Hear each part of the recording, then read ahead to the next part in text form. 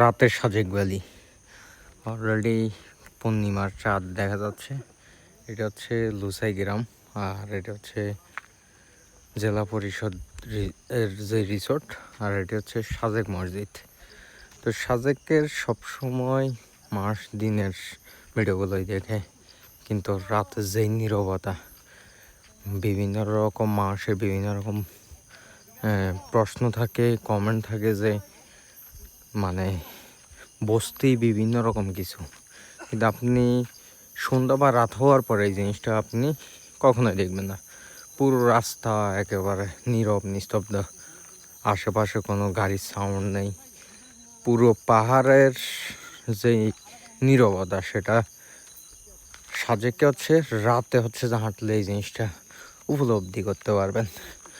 তো সবাই সব সময় যেহেতু সাজেকের দিনের ভিডিওগুলোই দেখে, সে কারণ হচ্ছে আমাদের রাতের ভিডিও করা।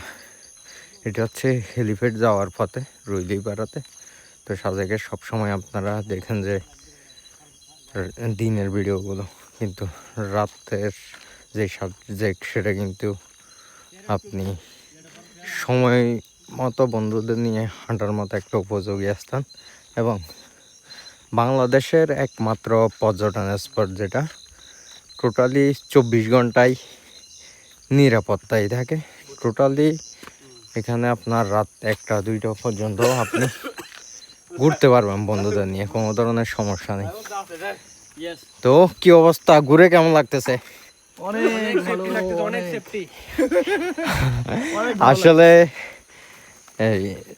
আপনি বাংলাদেশের সব পর্যটন স্পটে আপনি হচ্ছে যে রাতের বেলা অনেকে ভয় পান বা পাবেন, কিন্তু আমি 100% সিউরিটি দিয়ে বলতে পারবো যে সাজেক একমাত্র পর্যটন স্পট যেখানে 24 ঘন্টায় সিকিউরিটি দেওয়া থাকে, এবং বাংলাদেশ সেনাবাহিনী এবং প্রশাসন সর্বোচ্চ সিকিউরিটি এবং নিরাপত্তা দিয়ে থাকেন সাজেককে।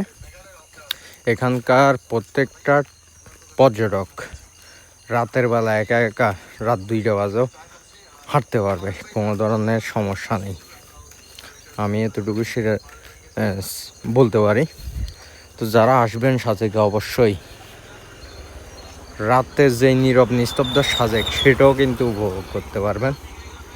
তো আমরা যাচ্ছি হেলিপ্যাডে, সবাই মিলে হয়তো কিছুক্ষণ আড্ডা দিব, কারণ সারাদিন হচ্ছে আশেপাশের যেই কোলাহল সেটা দেখে আপনারা বলেন যে সাজেক বসতে গেছে বিভিন্ন রকম কিছু। সাজেকে এখনও বাংলাদেশের অনেক পর্যটন স্পট আছে যেখানে পর্যটকরা 1500-2000 পর্যটক গেলে তারা কিন্তু টোটালি সেটা একটা পর্যটন স্পটের 100 ভাগের 1 ভাগও না। যেখানে সাজেকে 1500-2000 পর্যটক আসলে সবগুলো রিসোর্টই ফিল আপ হয়ে যায়। আপনি যদি সেন্ট মার্টিন ধরেন বা টাঙ্গুয়ার হাওর ধরেন, সেখানে কিন্তু হাজার হাজার মানুষ প্রতিদিন যাচ্ছে। সেক্ষেত্রে সাজেকের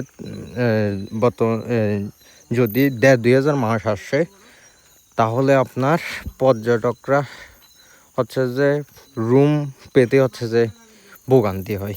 তো সেক্ষেত্রে মানুষ দূর থেকে অনেক কিছু মনে করে। সাজেকে এখনও এই পুরো প্লেসটাই একটাও রিসোর্ট নাই, যেটা হেলিপ্যাড যাওয়ার পথে টোটালি এই প্লেসটা পুরো প্রায় আধা কিলোমিটার জুড়ে ফাঁকা। তো বস্তি বা বিভিন্ন কিছু না বলে অবশ্যই বৃষ্টির সময় সাজেকে আসবেন। সাজেকে আসলে মেঘপাড়ার সৌন্দর্য দেখতে পারবেন। তো সবাই ভালো থাকবেন, সুস্থ থাকবেন। আল্লাহ হাফেজ।